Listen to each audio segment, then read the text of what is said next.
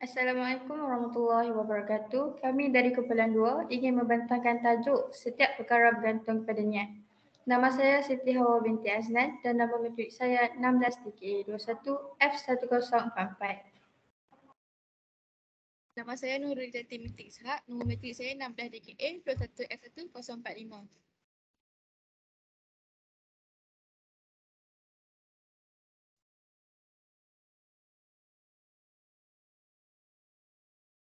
Nama saya Nur Afika binti Mahmudin, nombor matrik 19TKA 21F1048.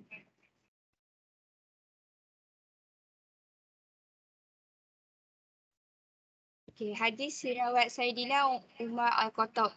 Sesungguhnya setiap amalan itu bergantung kepada niat dan sesungguhnya kedudukan bagi amalan tersebut adalah tertakluk kepada apa yang diniatkan.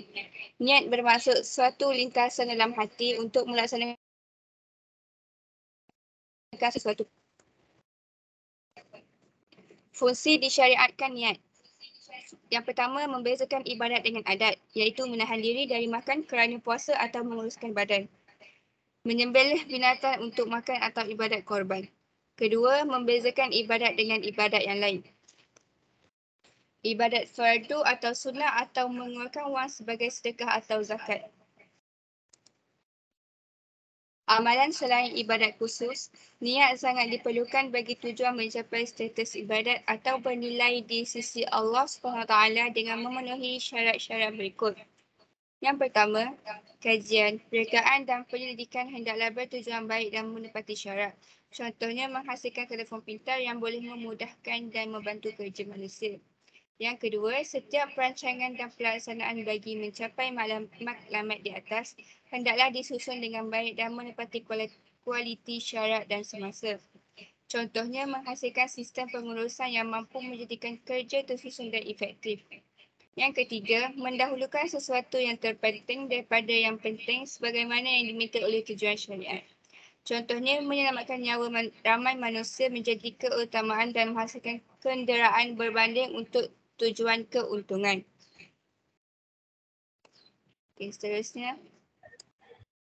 Seterusnya, niat membawa erti seseorang yang dimaksudkan sesuatu atau menghasratkan sesuatu dan disertai dengan perbuatan khususnya untuk mencari keredaan Allah Subhanahu Wa Taala. Kaedah ini membawa maksud setiap perkara dinilai dengan melihat kepada motif dan matlamat yang akan diperolehi. Ia juga bermaksud setiap perkara atau perbuatan dinilai dan bergantung kepada niat seseorang. Dengan itu, setiap amalan yang dilakukan oleh mu'alaf bergantung kepada apa yang diniatkannya. Kaedah ini juga membawa maksud amalan dan tindakan seseorang sama ada perbuatan ataupun perkataan. Hukumnya adalah berbeza kerana berbeza tujuan dan amalan seseorang dan tindakannya ataupun hukum-hukum syarak dalam setiap perkara dan urusan manusia akan terbentuk berdasarkan tujuan atau niat di sebaliknya. Ini kerana matlamat penting disyariatkan adalah untuk membezakan amalan ibadat dan adat serta membezakan taraf ibadat antara sesama manusia. Ia juga bermaksud setiap amalan sama ada pahala atau dosa bergantung kepada niat perbuatannya atau cetusan hatinya, khasat. Seterusnya, kaedah ini terbit daripada hadis Rasulullah SAW yang bermaksud sesungguhnya setiap pekerjaan itu diambil kira berdasarkan niat dan sesungguhnya bagi setiap orang yang diniatkannya. Sesiapa yang berhijrah kerana dunia yang ingin diperahlinya atau kerana wanita yang ingin dikahwininya, hijrahnya itu berdasarkan apa yang dihijrahkannya. Riwayat Bukhari. Seterusnya, saya akan serahkan pembentangan ini kepada Nurul Izzati untuk tajuk yang seterusnya.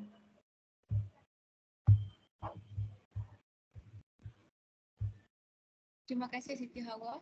Seterusnya, contoh situasi yang bergantung kepada niat.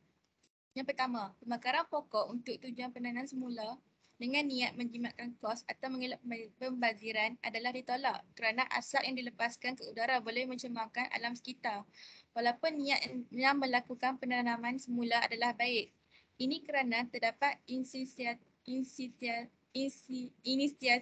lain dalam